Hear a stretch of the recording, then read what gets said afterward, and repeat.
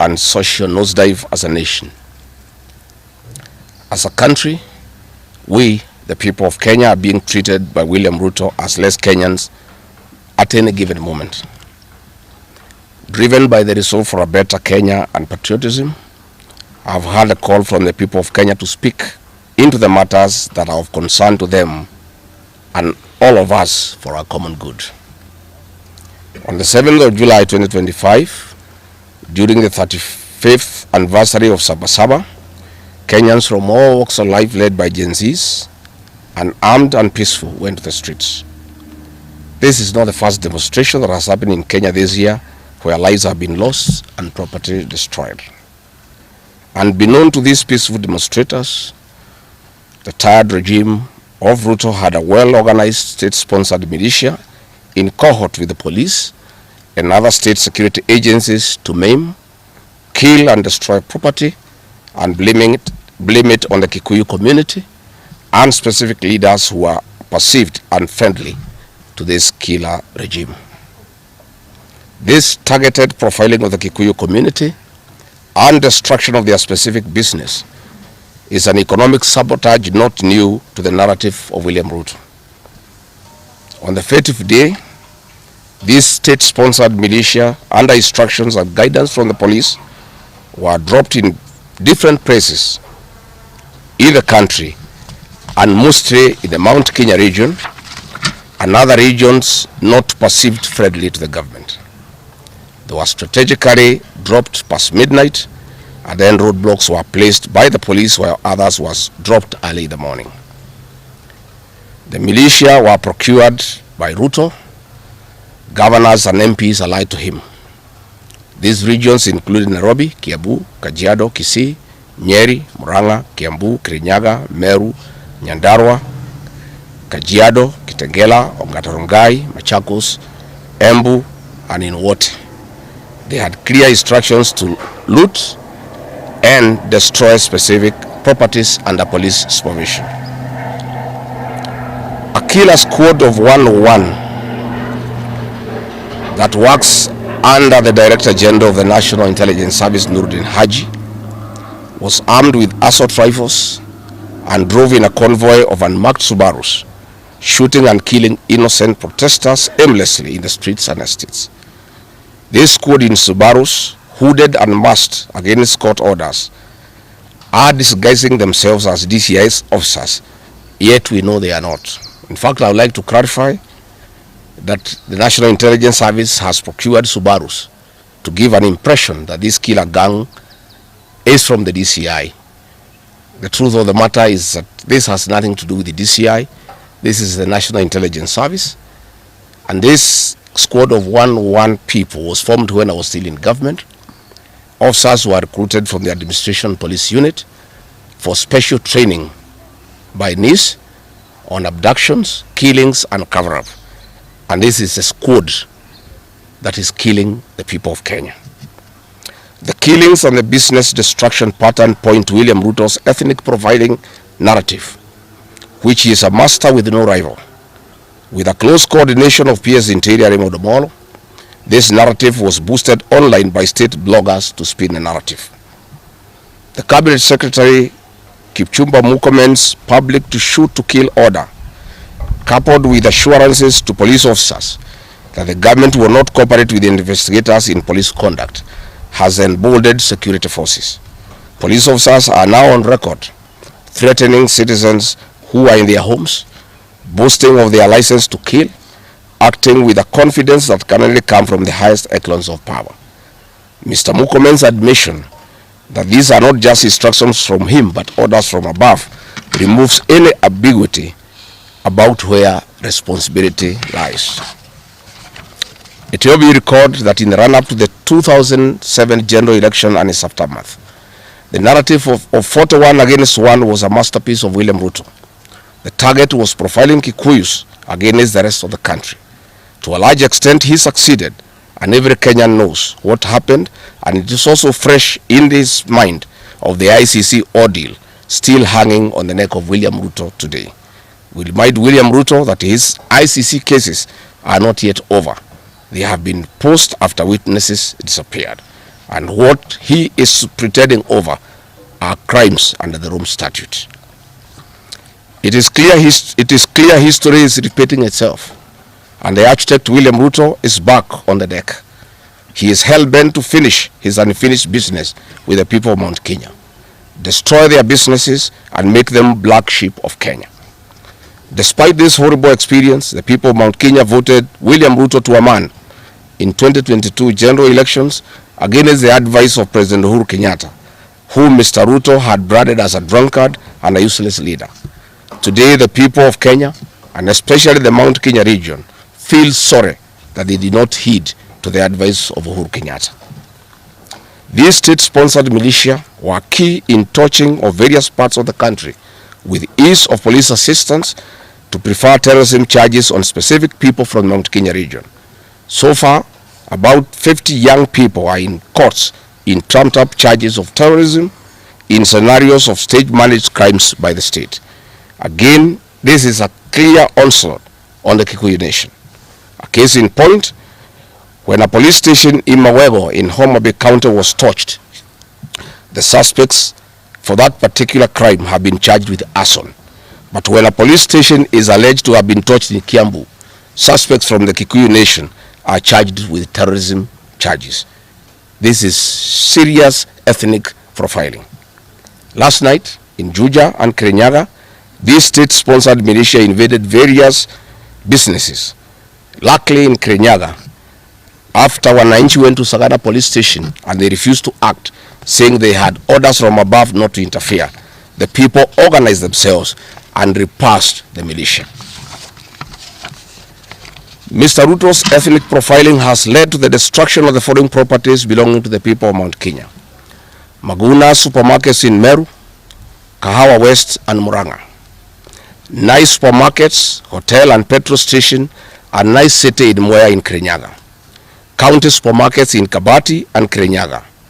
Power Star supermarkets, Quick Mart supermarkets in Eastern Bypass, Shell and Totomin markets in Roiro, Chill Post Hotel in Gong, Boju Shop in Keserian, Homegrown Supermarket among others, and the Family Bank in Kahawa and Roiro. Notably, in Meru, these state-sponsored militia tried to attack Meru Dairy Processing Plant and were repulsed by workers. In Nyeri, they further tried to attack Wakulima Dairy in Mukurweini, and the attack failed. We urge our businesses to heighten security surveillance on their business premises and production lines, especially the KTDA, coffee factories, milk processing factories, among others. We take note that in Meru, on Sunday the 6th of July, at an event attended by CS Kipchumba Murkomen, the MP for Bori, Mugambire Dikire, indicated that a supermarket would be attacked the following day. As sure as December 25 is Christmas, and true to his word, Maguna supermarket was touched by the state-sponsored militia, which the MP was private to. Why hasn't Mugambire Dikire been arrested? How did he know that a supermarket would be attacked? This is selective justice. The evidence that these militias are state-sponsored is plain for all to see. Videos circulating widely show police officers not merely failing to intervene, but actively transporting armed groups who proceed to unleash destruction with apparent impunity.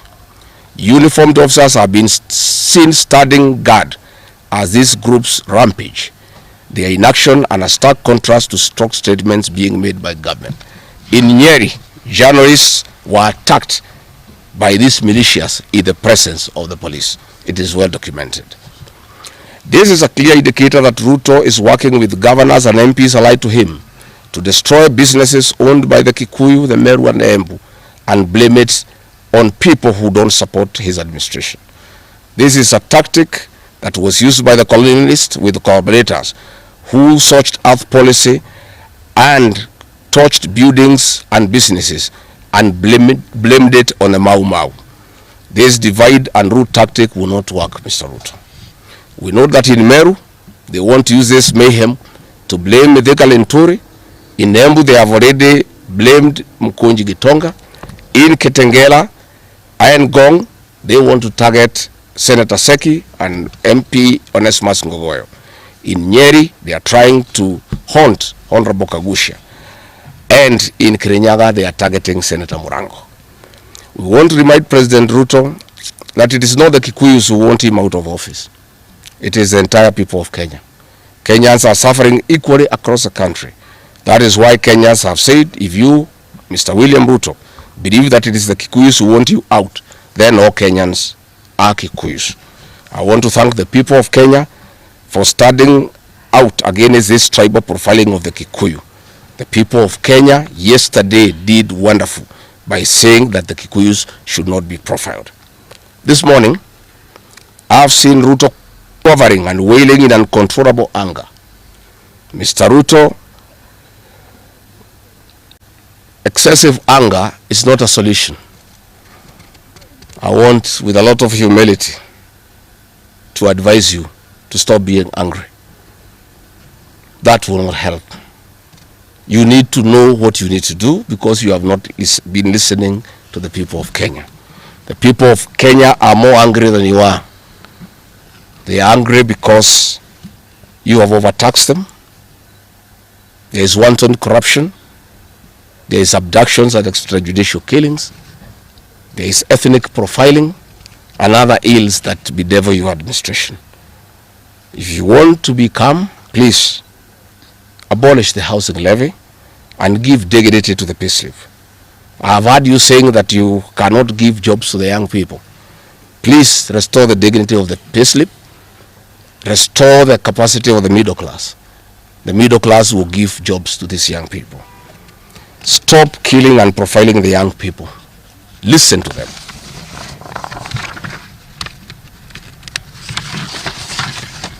Stop abductions and extrajudicial killings. Abolish, disband the killer squad of 101 officers at Nurdin Haji. Give hustlers the jobs that you promised them. Mr. William Ruto, you are the one who promised. You cannot cry today that you have no solution, saying that other presidents have not been able to do it. You are the one who promised these young people. Stop police brutality. Stop abductions and illegal detentions. Get the hustlers from the bottom of the economic pyramid as you promised. Yes, Mr. President, we agree there were other presidents before you, as you have rightly stated, and true, they never went through what you are experiencing today.